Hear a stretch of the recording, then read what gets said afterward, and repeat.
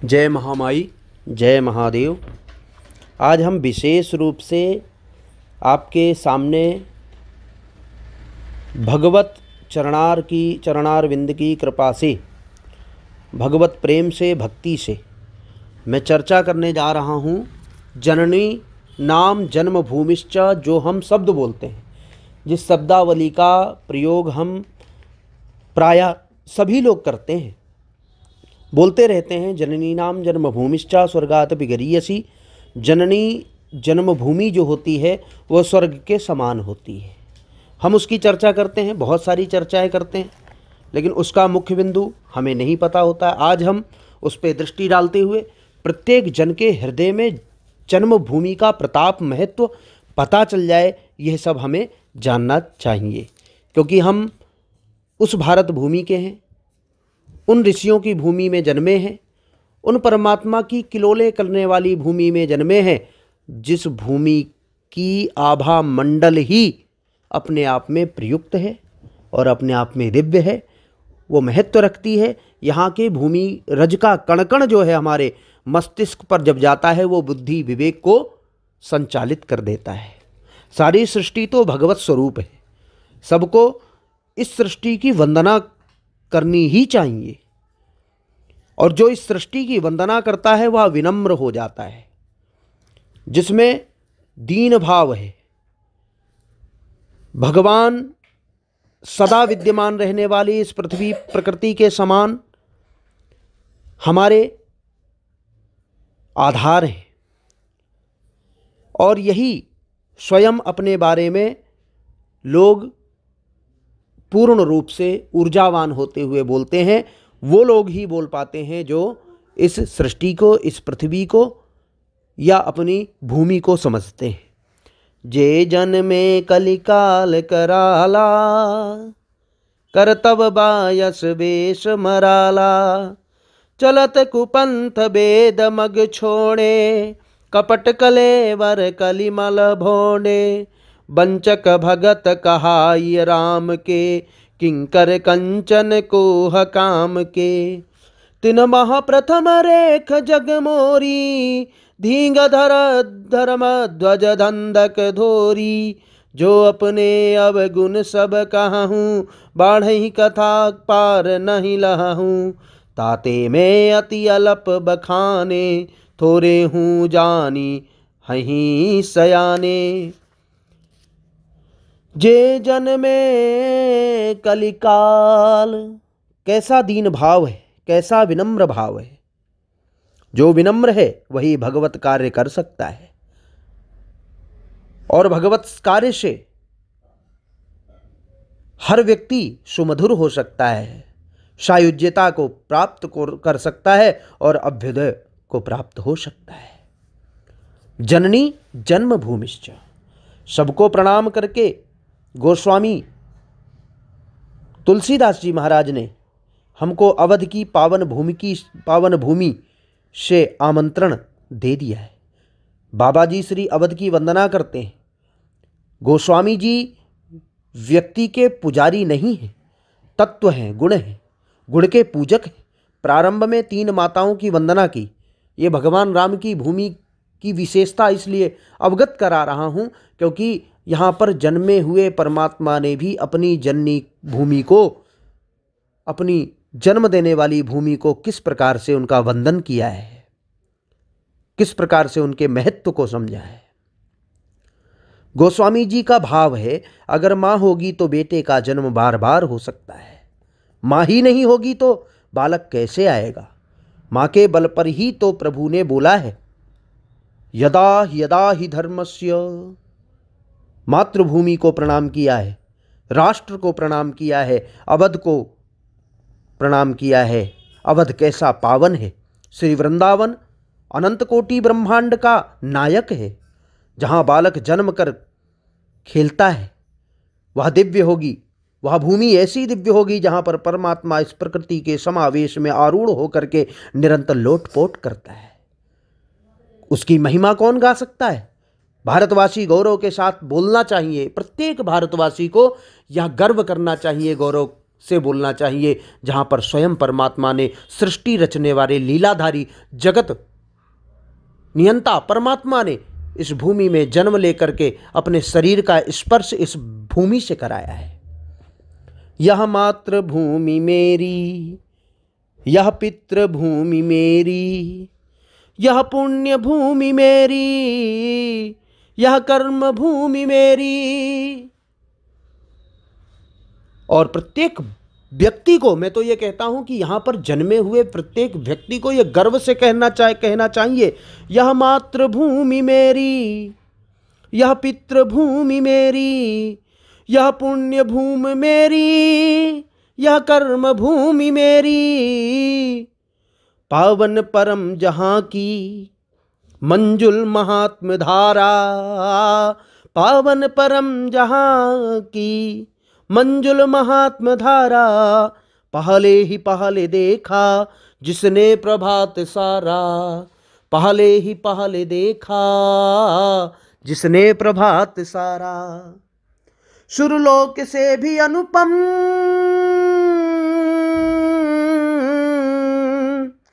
सुरलोक से भी अनुपम ऋषियों ने जिसको गाया। देवेश को जहां पर अवतार लेना भाया।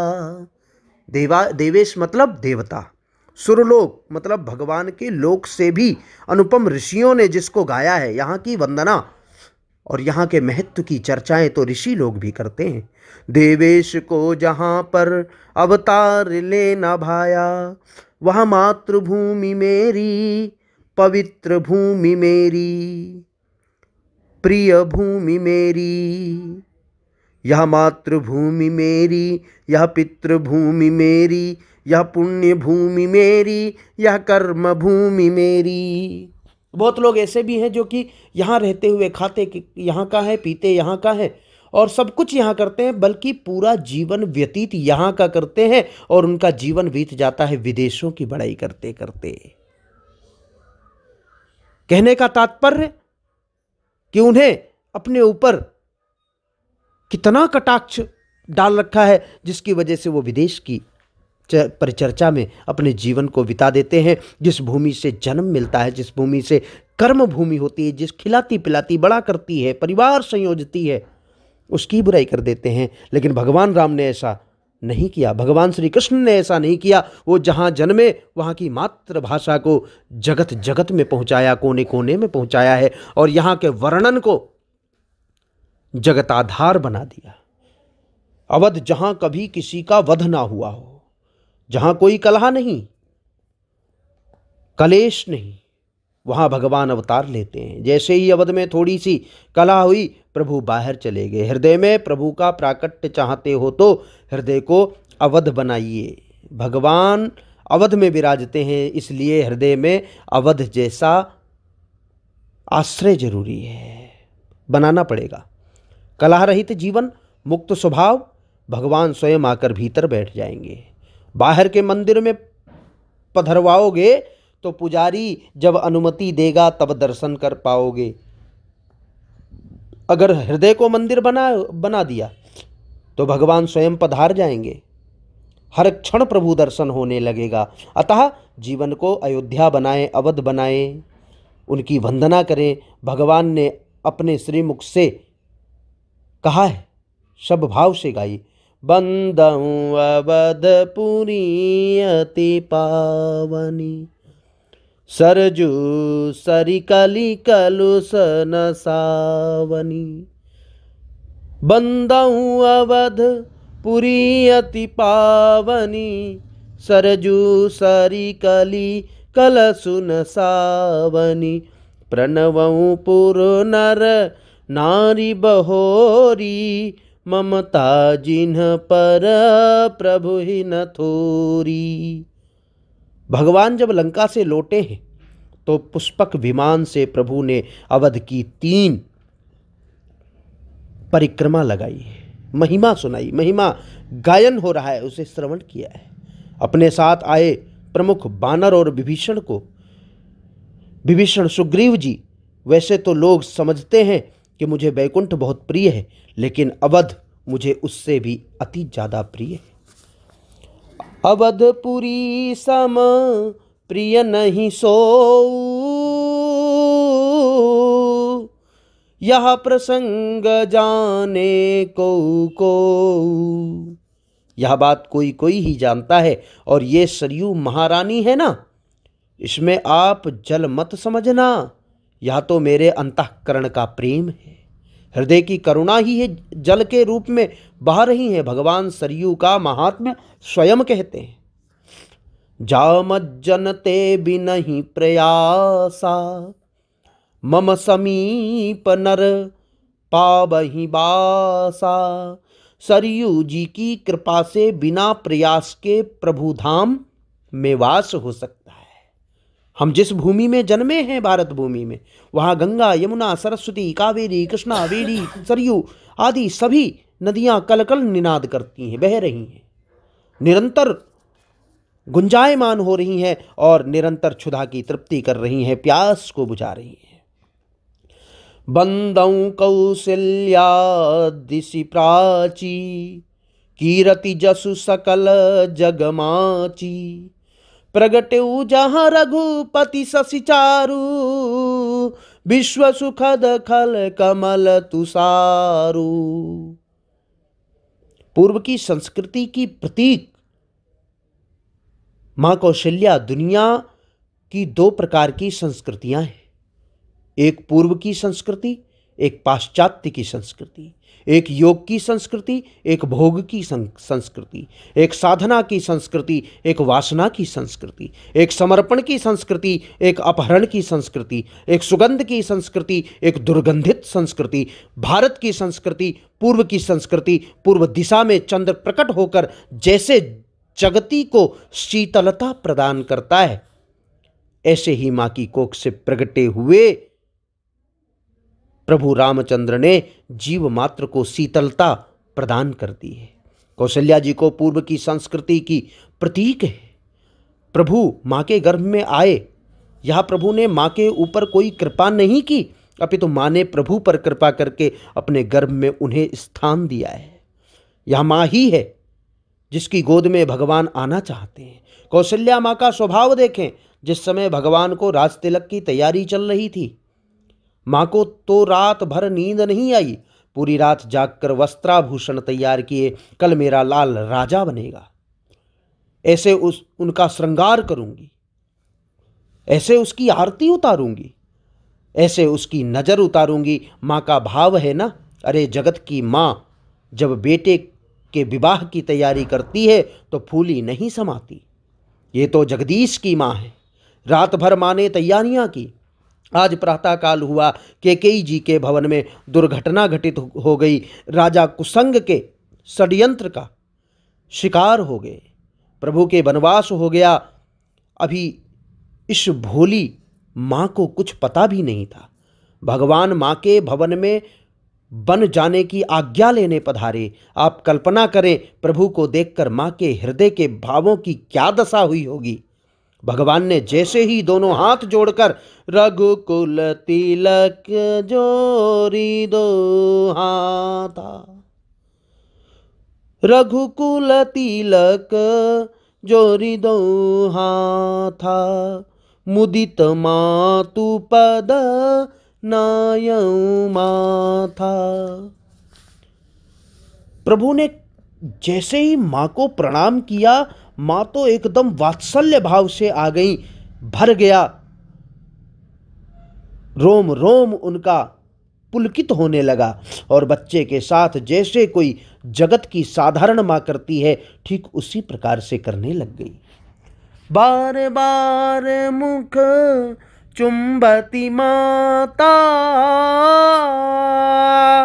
नयन नेह जल पुलकित गाता।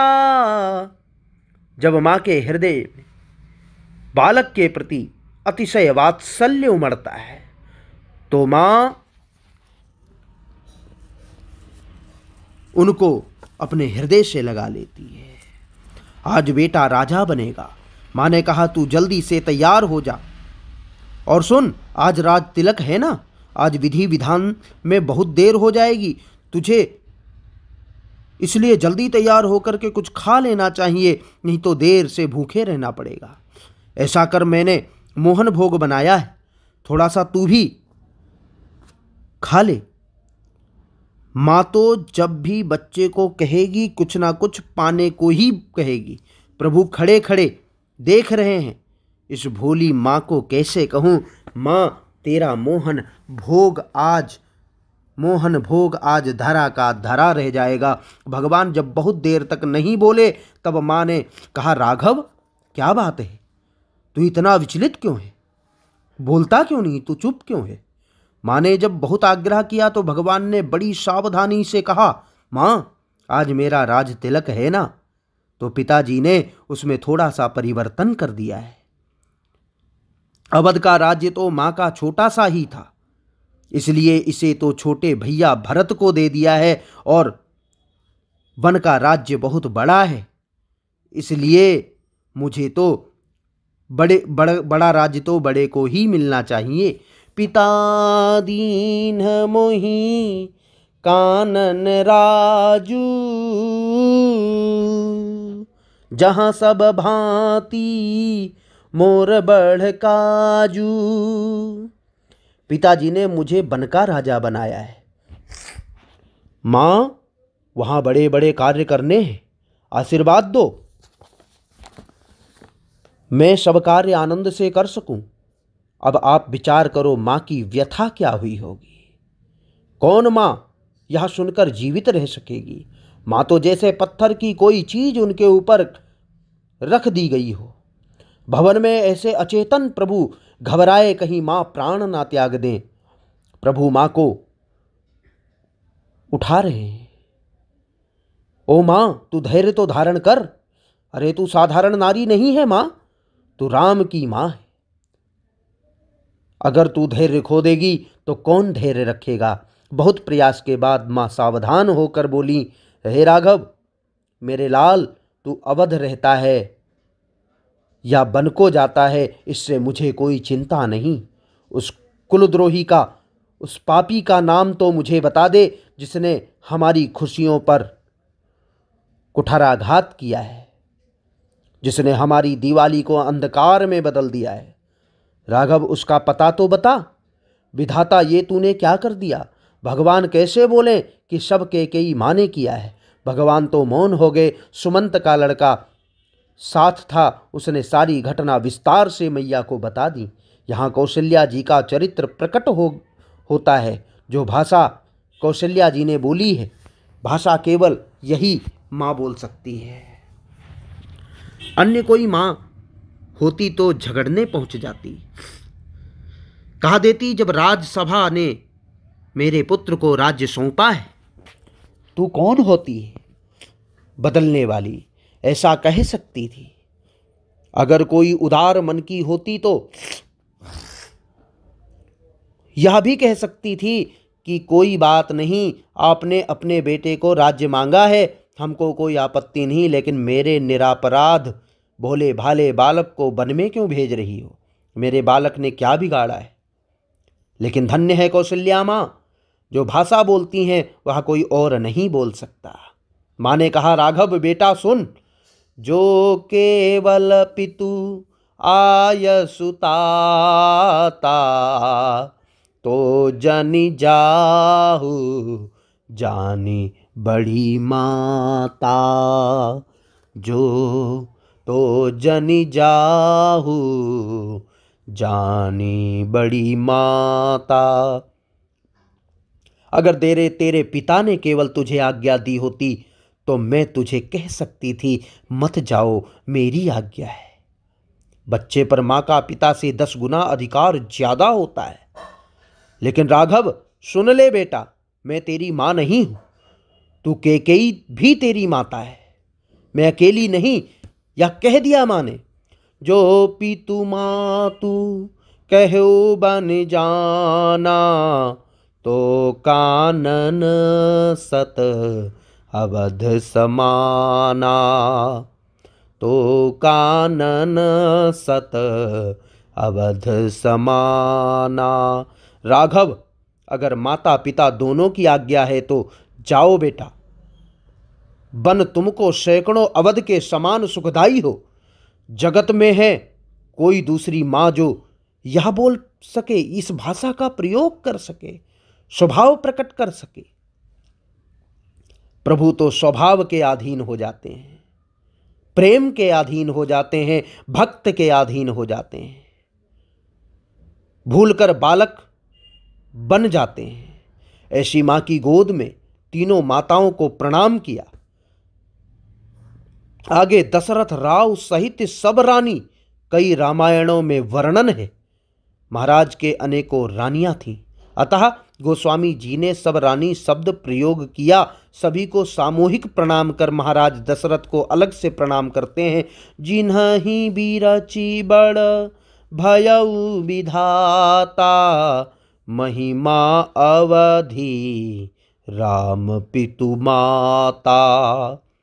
दशरथ जी की रचना कर विधाता अपने को स्वयं ही धन्य धन्य मान रहे हैं। कथा आती है, आपने सुना होगा, भगवान जब वन यात्रा पर थे तो तीनों के दर्शन करने मार्ग के गांवों से भीड़ उमड़ पड़ती है। पुरुष तो स्तब्ध हो जाते हैं रूप माधुर्य देखकर, लेकिन माताएं द्रवित हो जाती हैं, रो रो कर धिक्कारती थीं। कौन इनके पत्थर हृदय माता पिता, जिनके मुख से निकल गया कि बन जाओ, अनेक प्रकार के दुख व्यक्त करती हैं। उन्हीं में से एक सखी ने कहा, अरे सखियों, मुझे तो ऐसा लगता है कि यह सब ब्रह्मा जी की षड्यंत्र माया है। अपने दोष को छिपाने के लिए उसने इन्हें सबकी आंखों से ओझल कर दिया है। सखियां बोली, तुझे मालूम है? उस सखी ने बहुत सुंदर समाधान दिया। बोली सखी, ब्रह्मा जी की तो सृष्टि है ना, वह तो गुण दोष से युक्त है। इनमें तो मुझे कोई दोष दिखाई नहीं दे रहा। ऐसा लगता है इनकी रचना ने, इनकी स्वयं की रचना है, ब्रह्मा जी की नहीं।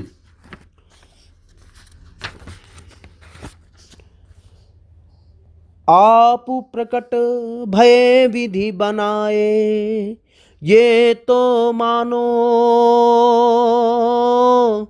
कि राघव आए।